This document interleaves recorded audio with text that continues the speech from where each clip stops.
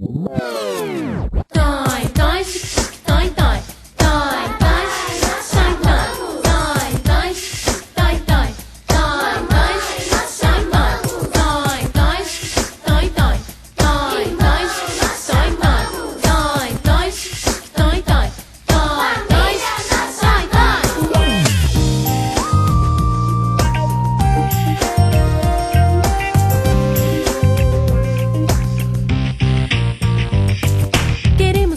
sobre uma coisa legal.